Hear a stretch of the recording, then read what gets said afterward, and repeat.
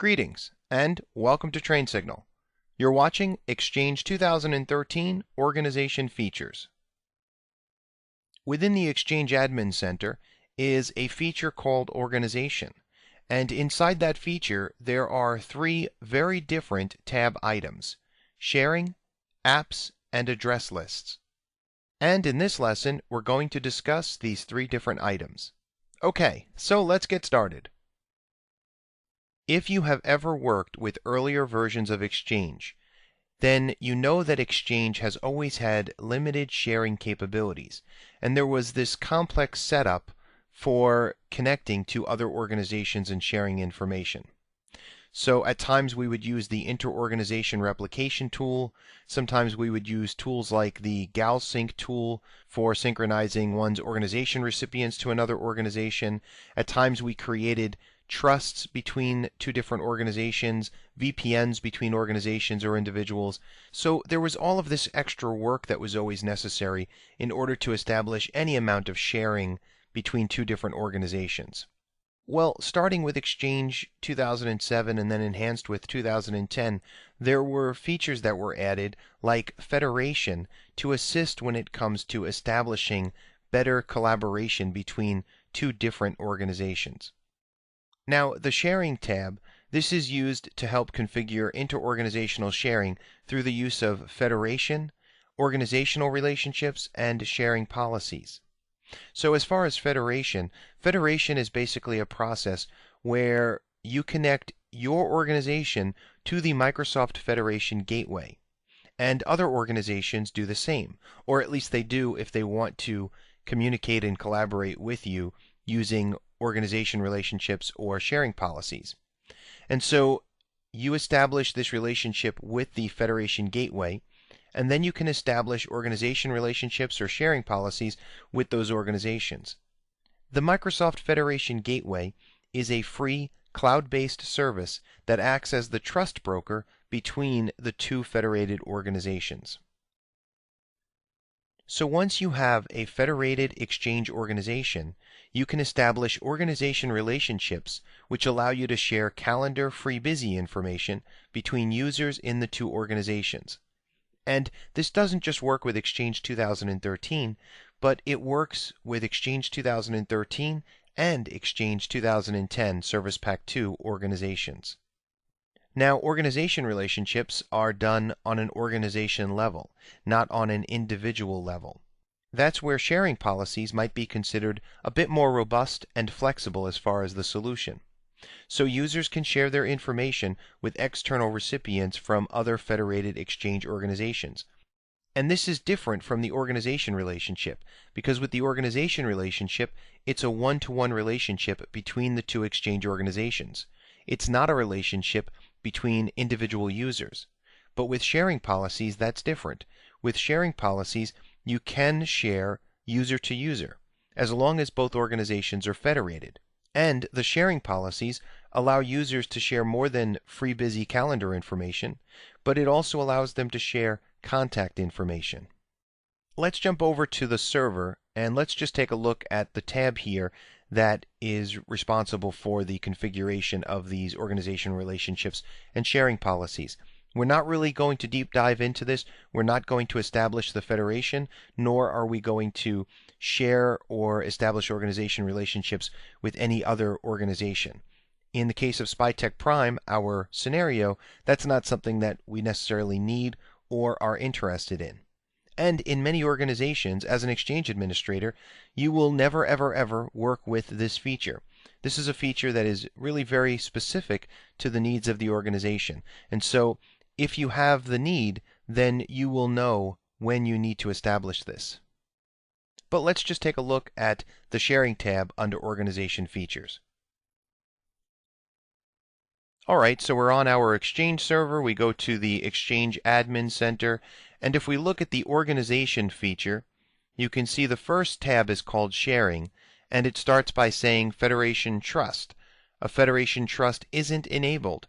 Create a Federation Trust to enable users in your organization to share calendar FreeBusy information with Exchange Online and other federated Exchange organizations.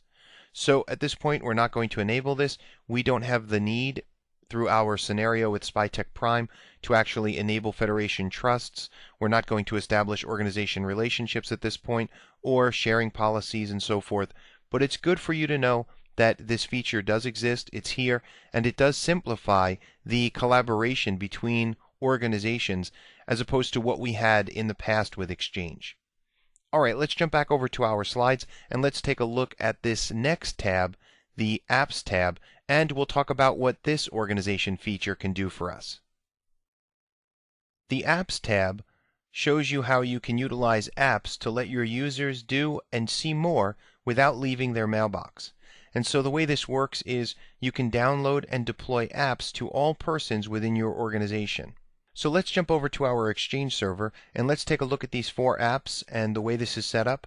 And then we'll jump over to a Windows 8 system as an end user and we'll see how these already deployed default apps can be helpful to the individuals within our Exchange organization. Alright, so here is the apps part of the organization feature, and you can see here that there are 4 default apps that are installed. All of these are enabled by default and provided to everyone in the organization. So we look at this and we see that each one of these apps has a different purpose. The Unsubscribe app activates on messages from subscription email feeds and allows you to block the sender or unsubscribe from the source. Suggested Meetings shows meeting suggestions found in your email and allows you to add them to your calendar. Bing Maps, map addresses found in your email, and Action Items shows action item suggestions from your email. Now we look at this and we say, okay, so these are enabled by default to everyone. There has to be more than this. Well, actually we can find more apps for Outlook at the Office Store. And if we notice here, we can add additional apps from the Office Store. We can add from a URL or we can add from a file. So there are a lot of different ways to add additional apps here. Now, how does this actually work? Well, if we jump over to one of our end users, we can see how having these apps installed can really be helpful to them because it gives them a little bit more than what Outlook comes with right out of the box. So let's jump over to one of our end users and we'll take a look at how Bing Maps can be helpful, just as an example of what one of these apps can do for us.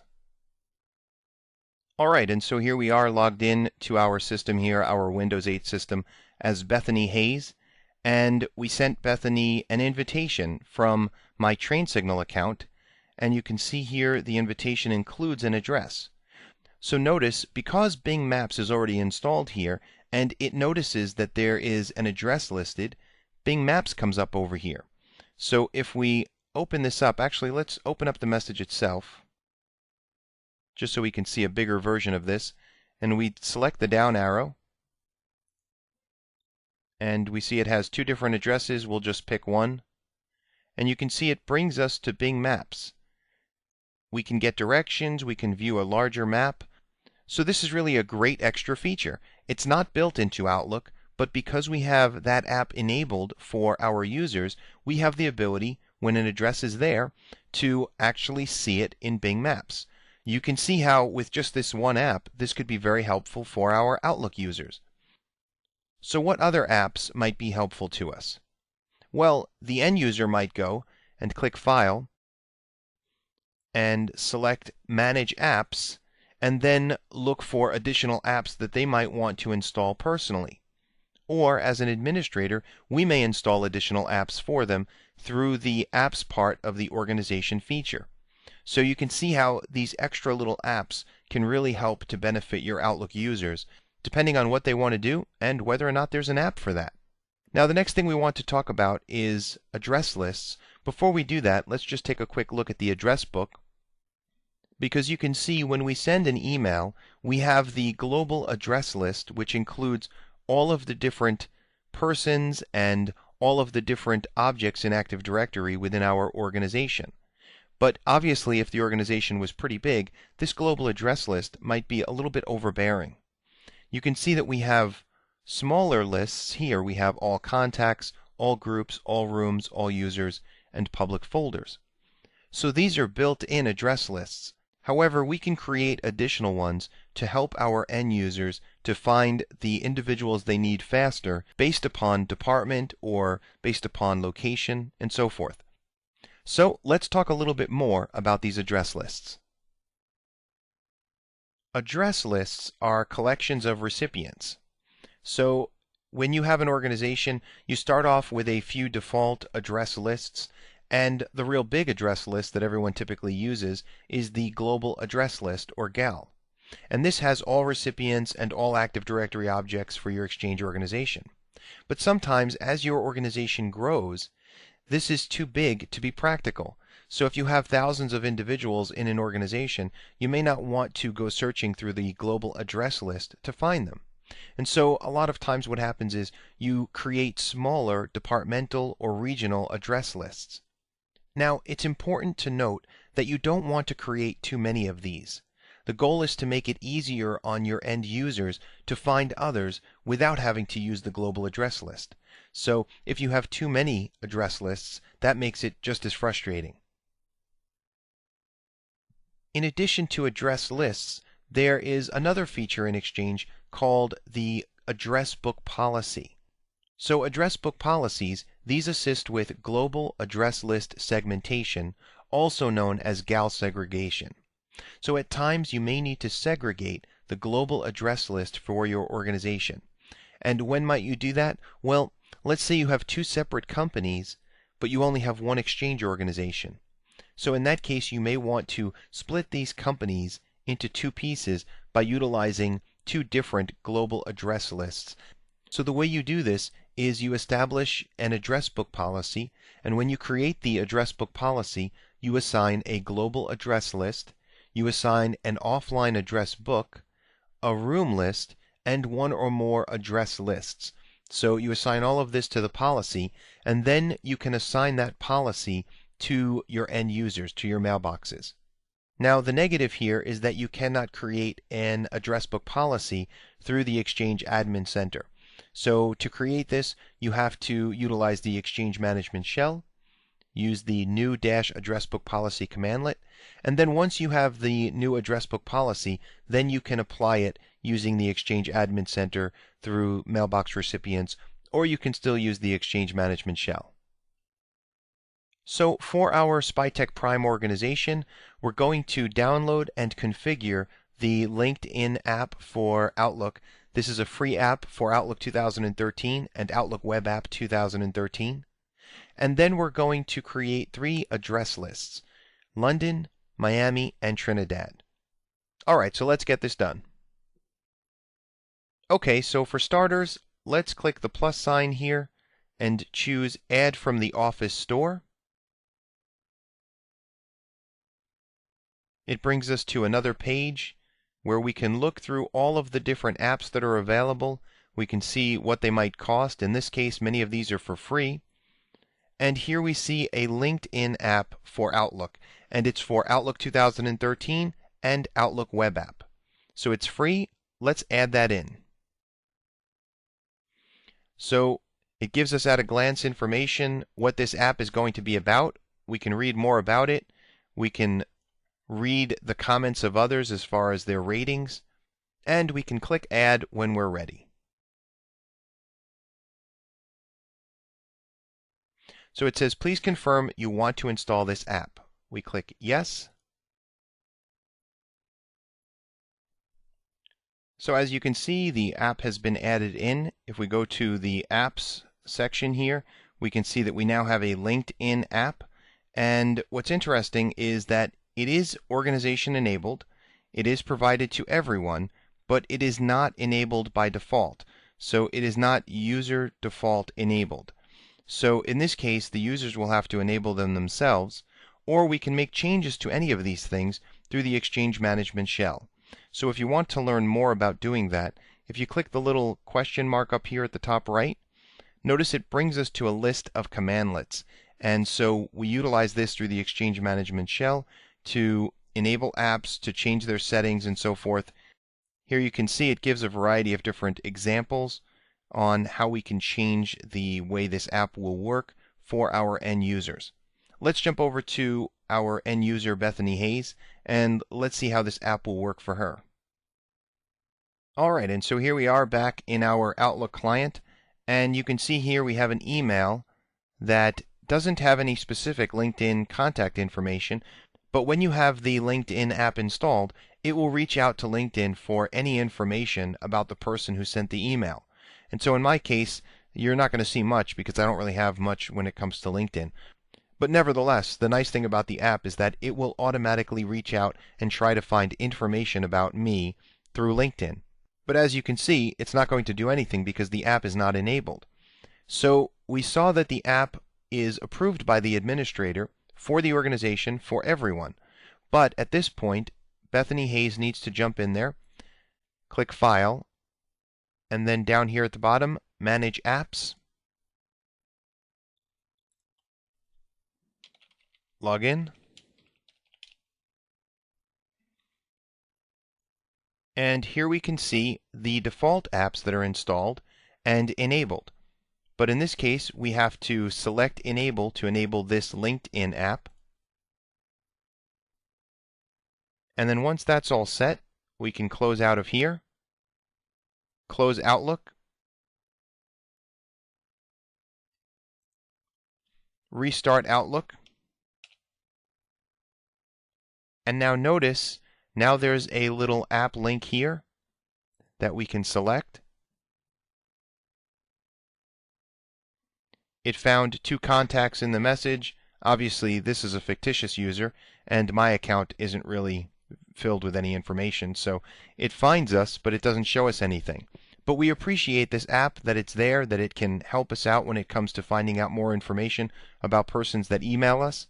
And you can see here that multiple apps can work together. So you can have the Bing Maps app as well as the LinkedIn app, and then any other additional apps that are installed along the line here.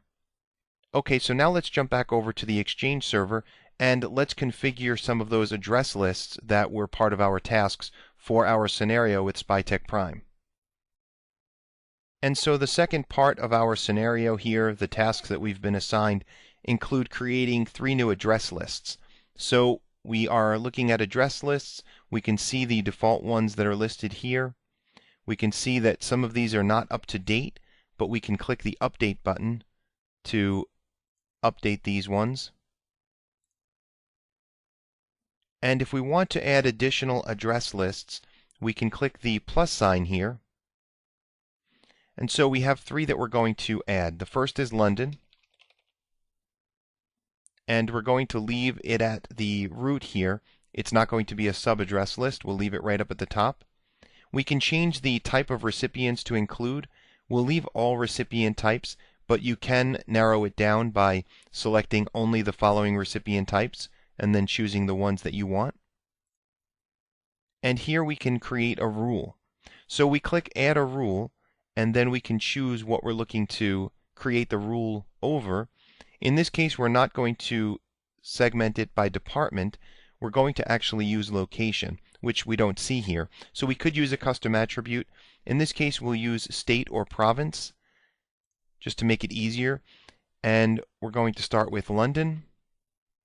We hit the plus sign, and then OK. Now, with all of our recipients, we have not utilized state or province to indicate the location of these different users. Basically, they're users in a lab environment, so there's no point in doing that. But we did add one of these recipient mailboxes to London under the state and province settings. So when we click Preview Recipients, notice that individual comes up. So you'll be able to preview the different recipients that will be in that address list. So that's kind of nice. So we do that, and we click Save.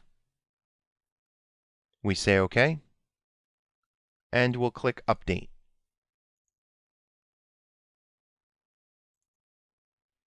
And now we have our new address list. Let's create the other 2.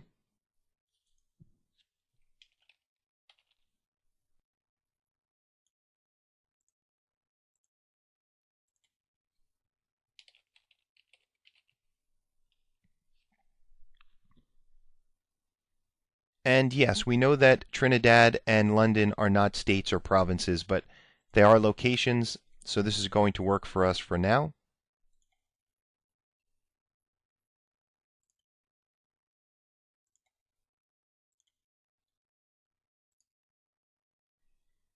Alright, so we created the three different address lists. Let's jump over to our end user and let's see how this now changes the game in terms of being able to locate individuals a lot quicker.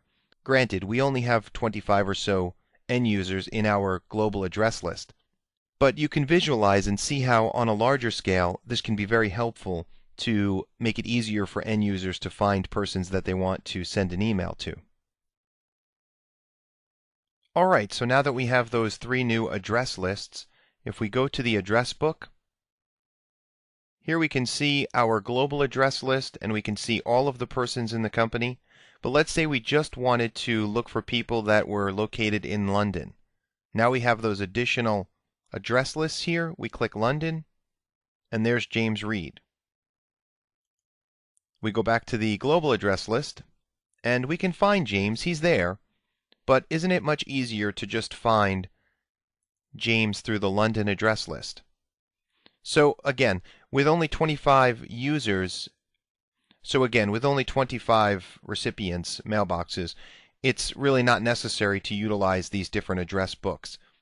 We might feel that it's good to organize individuals by department or location, but the best practice and goal is to create address lists that make sense when it comes to assisting end users to search for and email persons within the organization. That's the whole goal. So you don't want to overdo the creation of address lists. So in this lesson, we talked about a lot of different things. We talked about federation and organization relationships and sharing policies. Then we talked about apps, and then we finished things up with address lists and address book policies. All of that can be found under the organization feature in the Exchange Admin Center. So we hope you found this informative. Thanks for watching, and I'll see you in the next lesson.